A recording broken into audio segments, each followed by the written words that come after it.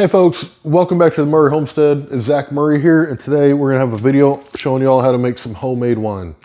I wanted to make some wine really more like as a hobby. It was just something cool to do. I made about 4 or 5 different versions. You're gonna need a notebook just to record what you do.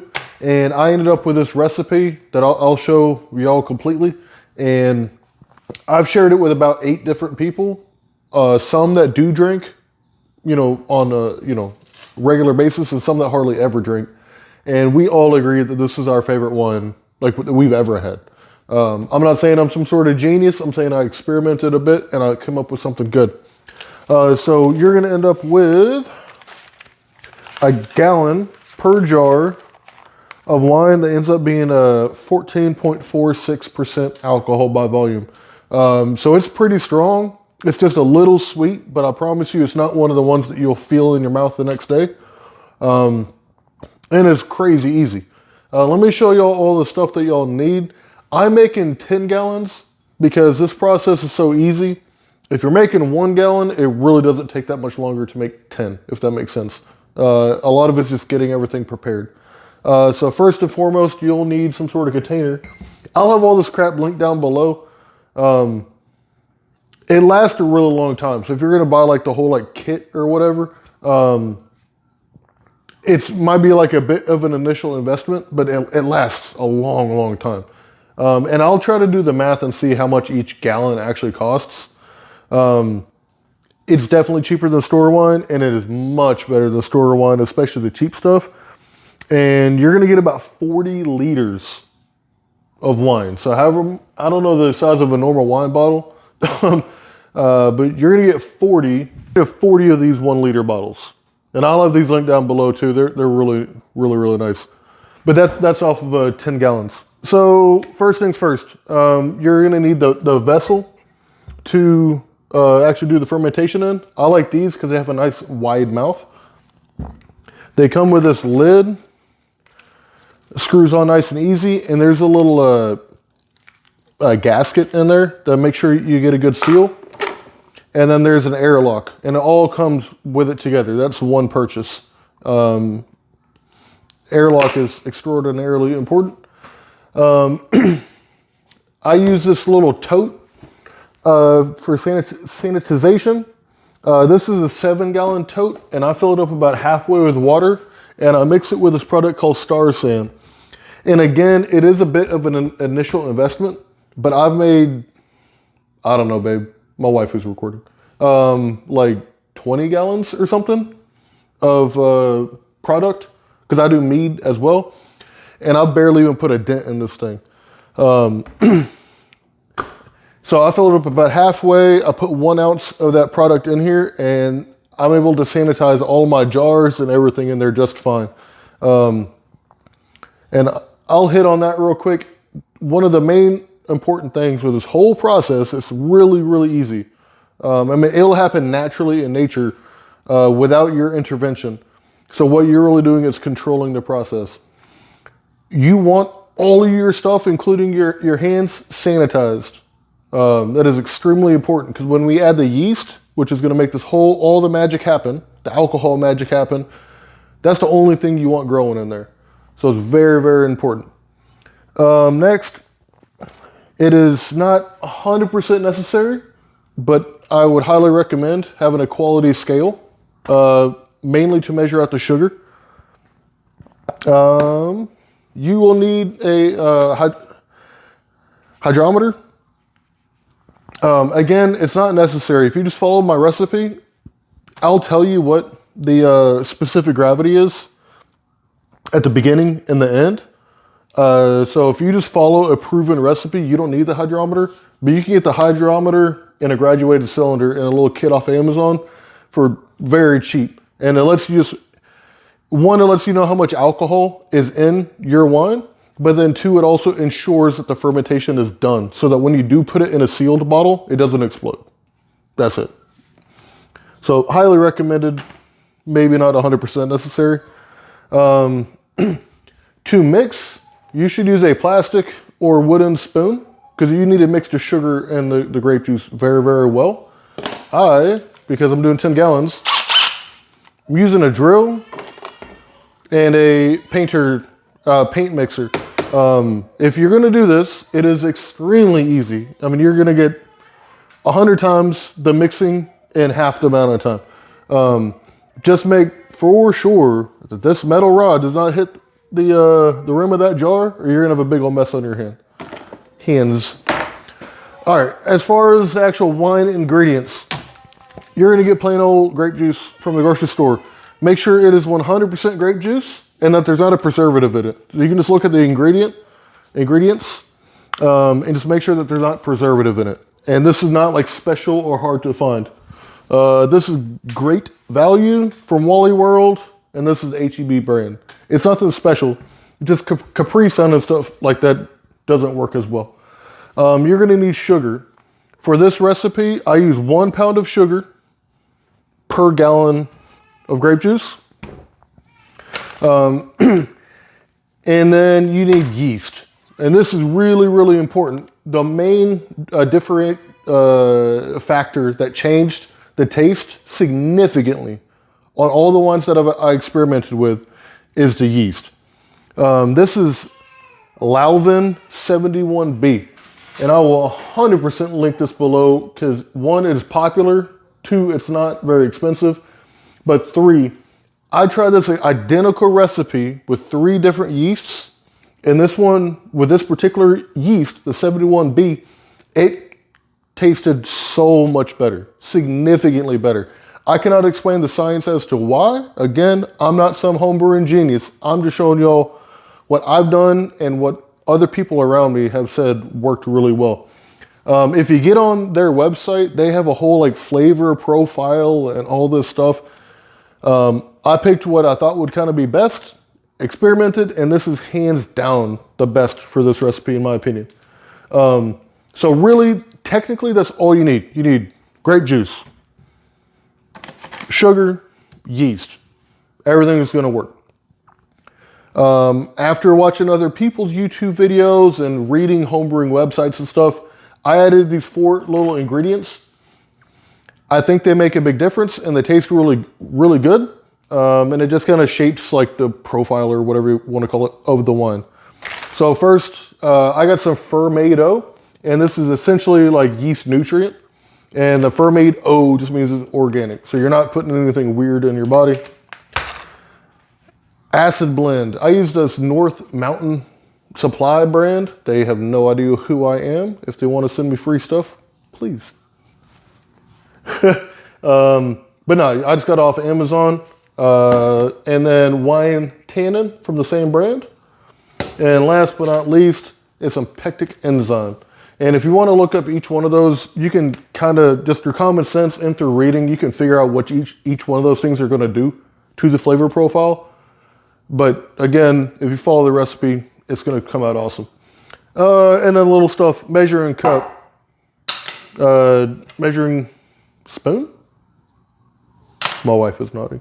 I had a thermometer because I'm rehydrating the yeast, as you should. And that's pretty much it. So we'll throw this stuff together and I'll kind of take y'all along the journey and see how it goes.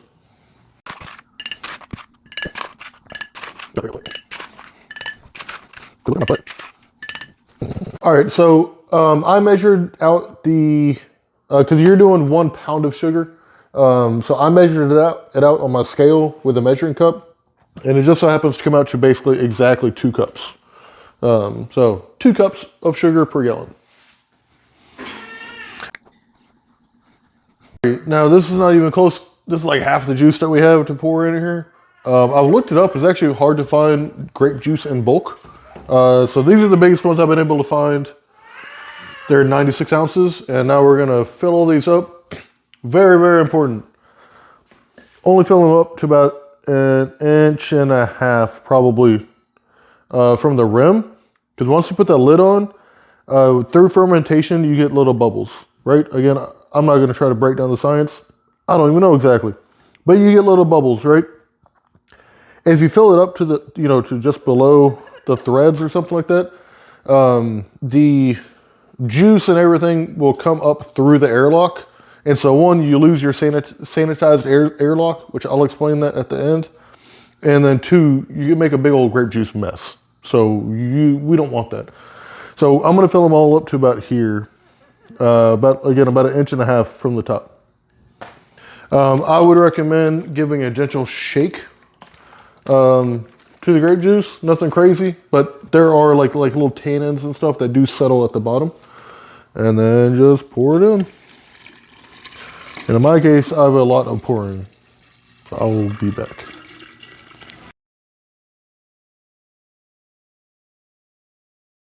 Alrighty, so I've got the jars all filled up. I've got a little bit of like leftover juice. I can top them up a little bit if I want. Like probably this one right in front of you. So I have not mixed anything yet. So now I'm going to mix all these up. If you're concerned when pouring, if you need to be really careful to get no bubbles, or if you need to like splosh it in there and get lots of bubbles, in general, hi baby. In general, you want to oxygenate this solution as much as possible. So more bubbles, more better. That's gonna let the little yeast have all kinds of fun and reproduce quickly in there. So I'm going to use my drill. If you do not use drills, do not do this. And you do not need to buy a drill for this. I'm gonna have it on speed 1, which is still pretty fast. The main thing here, 1, grape juice stains everything, so be careful. And 2, if this metal shaft hits this rim, it can be a bad day. So be careful, please. Let's go.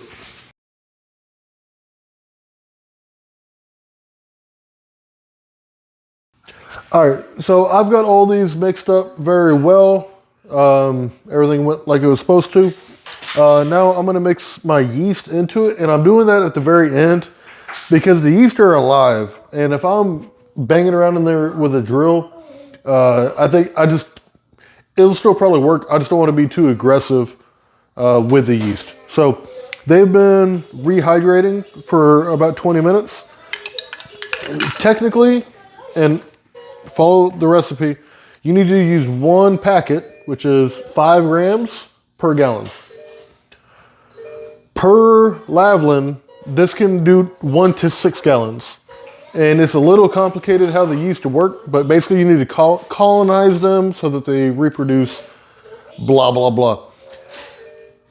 I only have 5 packets of this because I did not plan ahead. So I'm gonna use a half a packet per gallon, and it should work just as well, especially because I put the Fermaid O in there. But just so you know, 1 packet per gallon. And they're $1 or less per gallon, so it's not really expensive. So they've been rehydrating. And you can see nice, disgusting milk looking stuff. So I will do my best to pour half per gallon.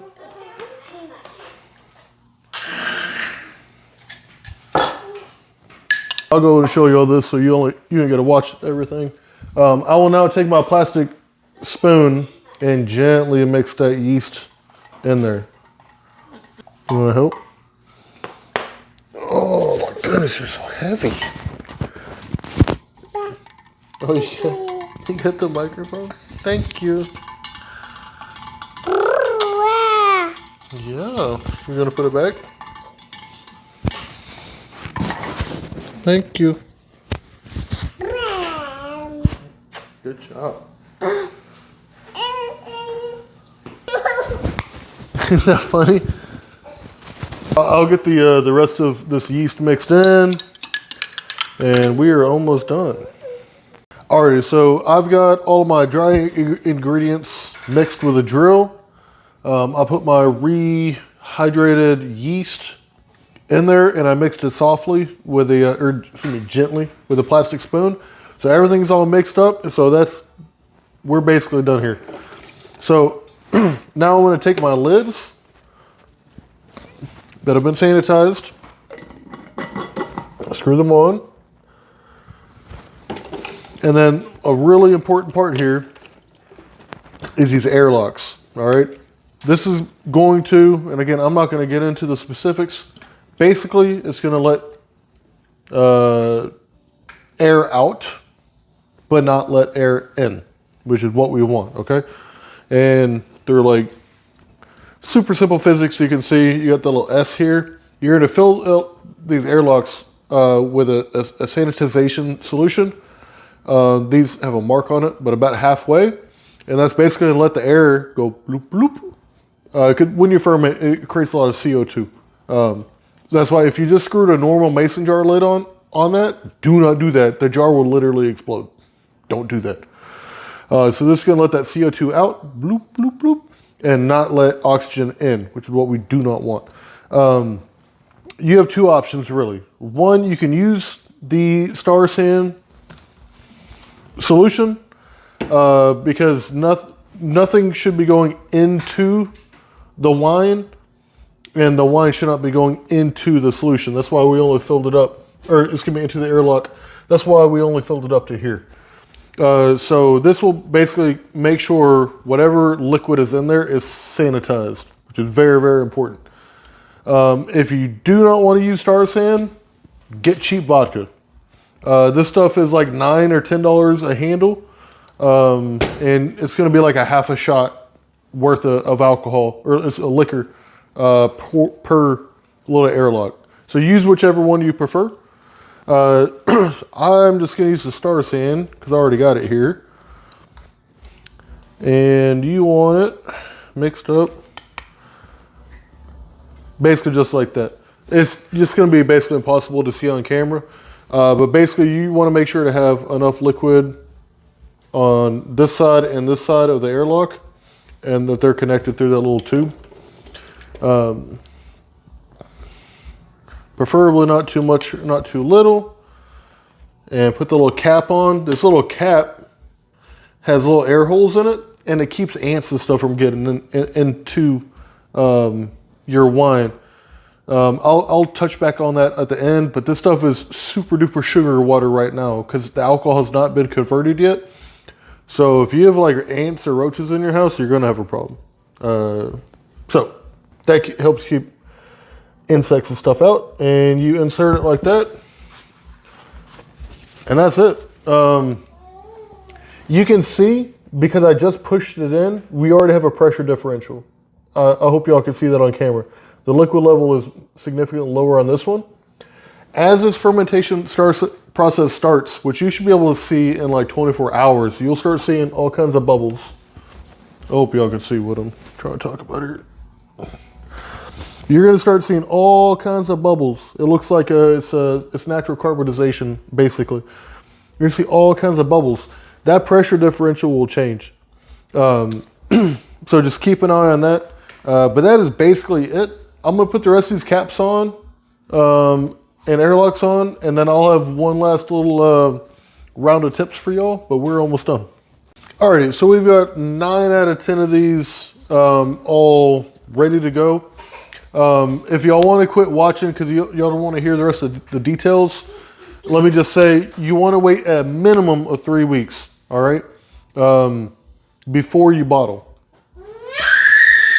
That's the minimum, and that's going to give you a good safe ferment, and we're done here. So if that's it, thank y'all very much for watching. Please like, comment, subscribe, and hit the stupid bell. If y'all want to know more details that are honestly very important, it's just not everyone wants to buy all this stuff, right? And it's not even expensive. No. So there's going to be 2 big things, and we'll have another video coming out after this when we're actually getting it ready to go. First, is you really want to test your specific gravity. That is going to make sure that you know what the alcohol content is at the end of a fermentation, and that 2, the fermentation is actually done, and it's not that hard, and it's not expensive. So I'm going to use this big old syringe here, and I'm going to draw up. Man, the girls love this video. I'm going to fill up this beaker here. It's not a beaker. What is it? My wife went to college. vial, test tube, graduated cylinder. My wife has a bachelor's. So I'm gonna fill that up about to there and put the rest in there. Again, all this stuff has been sanitized. And it's actually going right back in the sanitization solution. And you're gonna take this hydrometer and put it down in there. Give it a little jiggle. And we're gonna be able to see that this one has some specific gravity of about 1.1.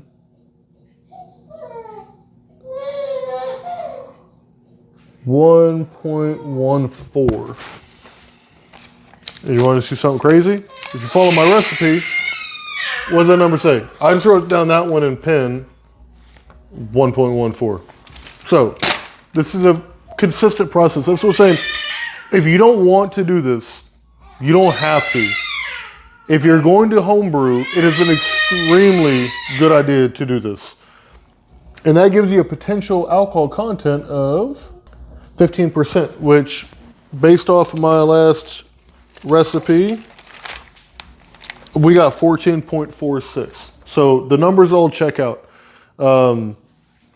That's pretty much it for that. So, alrighty, so 2 more things. One, storage. How you want to let this ferment.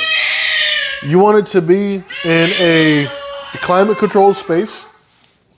And again, if you get on the Lalvin website, they will tell you the exact temperature range, high and low, of what their yeast will survive at to ferment. Basically, if you live in a northern North American climate controlled house, you're good. Second, you want it in a dark space. You don't want the light hitting it. Third, I'm gonna wipe the jars off just in case any sugar water got on the outside. But if you have an ant and or roach problem or whatever other critter wants to eat sugar, which all of them do, you're gonna wanna try to control that. Because this is super, super sweet sugar water right now. Until the yeast ferments the sugar into alcohol, this is straight sugar water. So that's it for storage. Lastly, we're gonna have another video coming out of us doing a process called racking.